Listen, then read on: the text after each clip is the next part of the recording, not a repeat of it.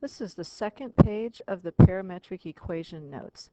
This example 2 here follows directly from the worksheet, the introductory worksheet, where you graph some ellipses and hyperbolas in parametric form. And you hopefully will recognize that this first equation is an ellipse in polar form, or in parametric form, and this one is a hyperbola. Now, if I tried to put this into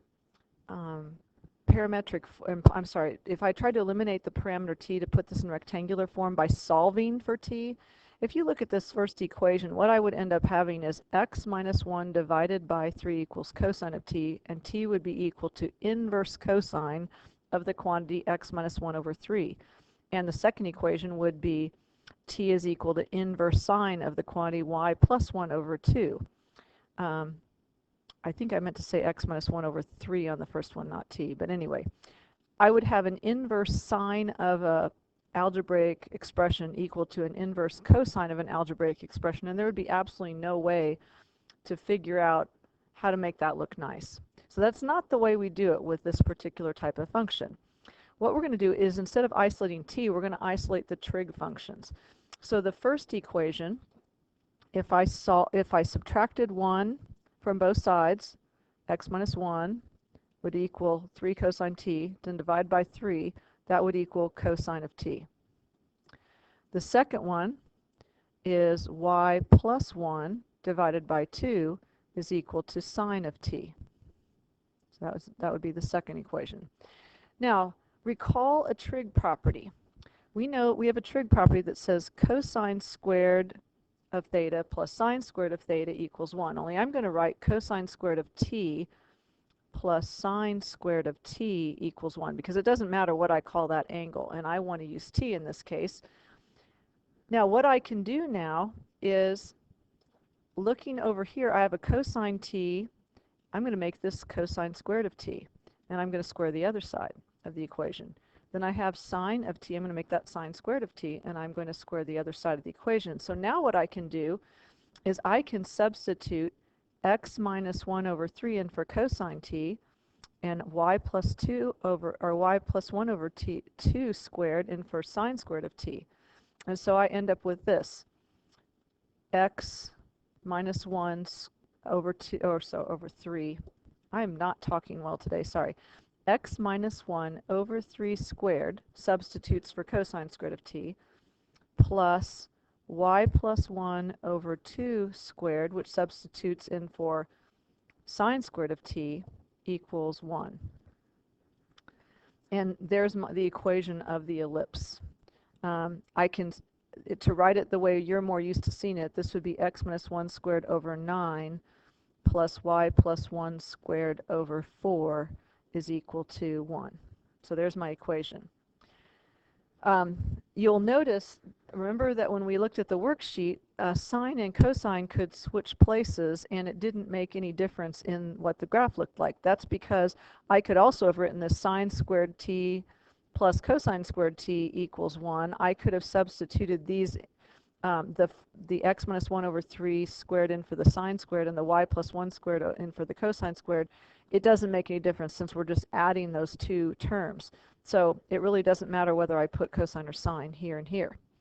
Now, hyperbola, we have secant and tangent instead of sine and cosine.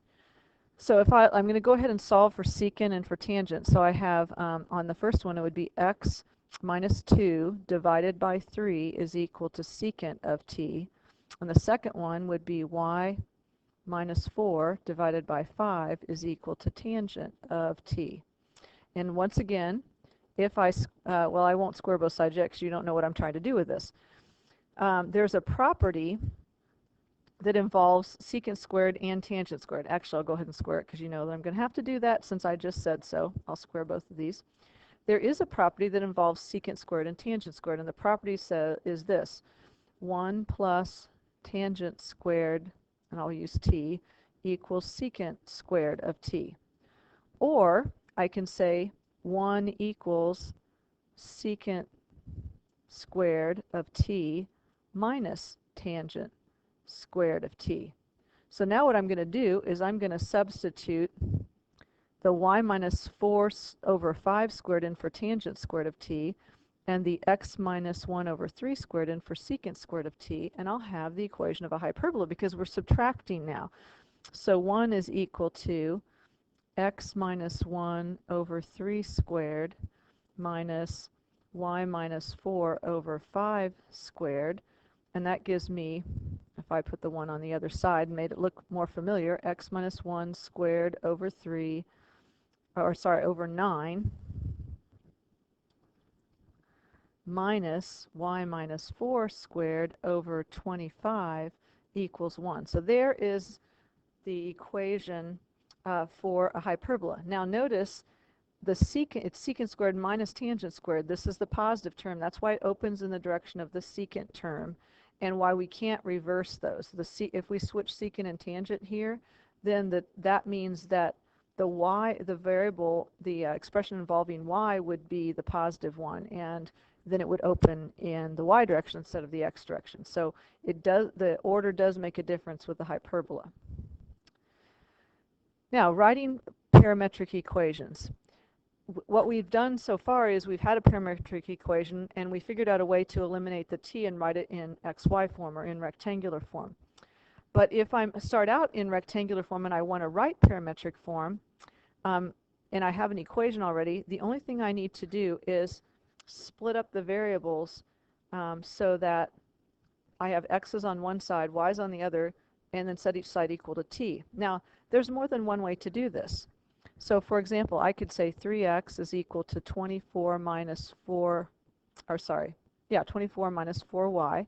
And I could set each side equal to t and say 3x equals t and 24 minus 4y equals t. Since they're equal to each other, they're both equal to another variable t.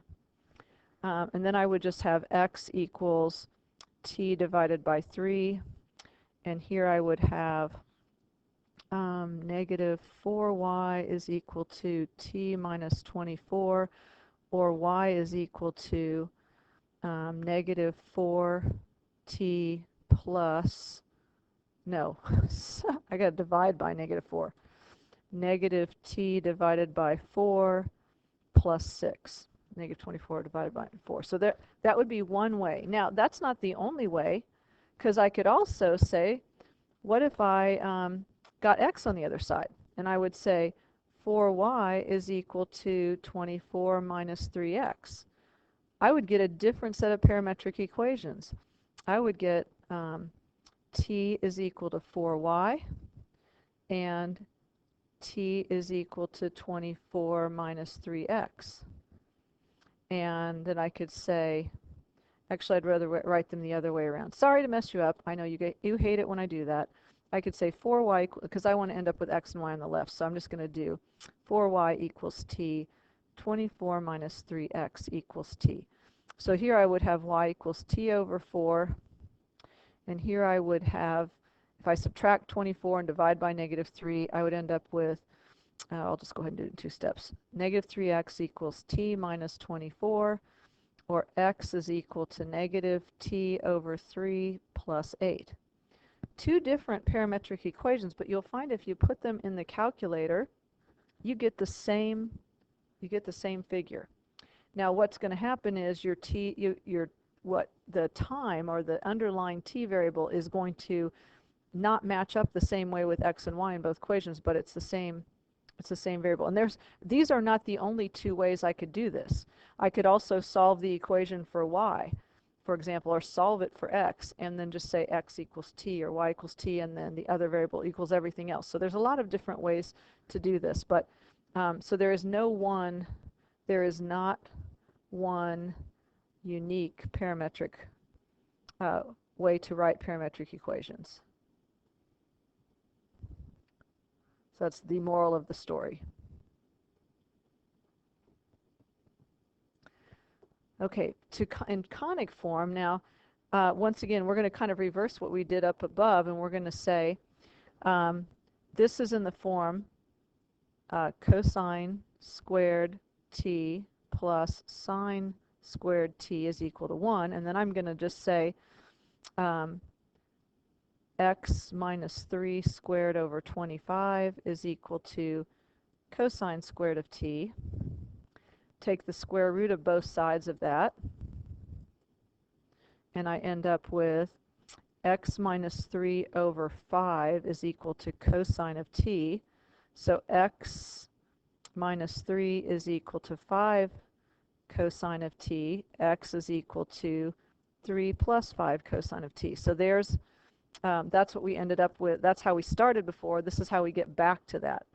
Then I do the same thing with the sine. I say y plus 7 squared over 16 is equal to sine squared of t. I take the square root of both sides. I end up with y plus 7 over 4 is equal to sine of t. And some of you may be asking me about the positive and negative.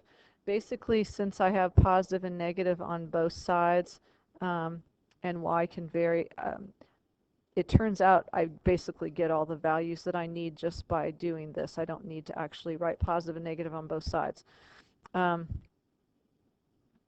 Y plus 7 is equal to 4 sine of t, or y is equal to negative 7 plus 4 sine of t. So there's my parametric equations for that ellipse. And then if you had a hyperbola, you'd do the same thing, only you'd do secant squared t minus tangent squared t equals 1. Now, using parametric functions to explore inverses, the idea here is if I have an equation,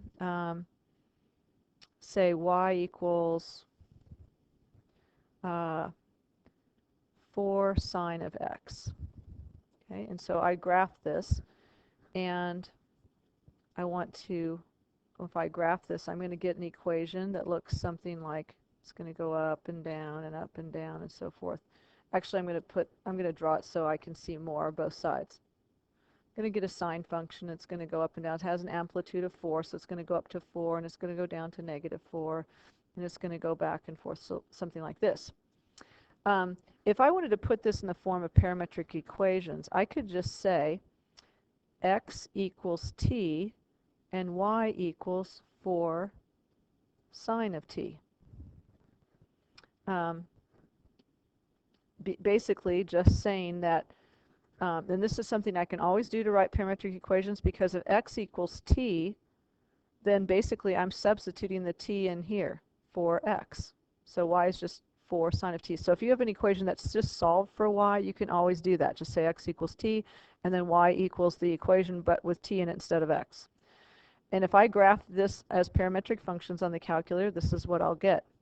Now what I want you to do is see what happens when I switch these around. What if I do y, or x equals 4 sine of t and y equals t?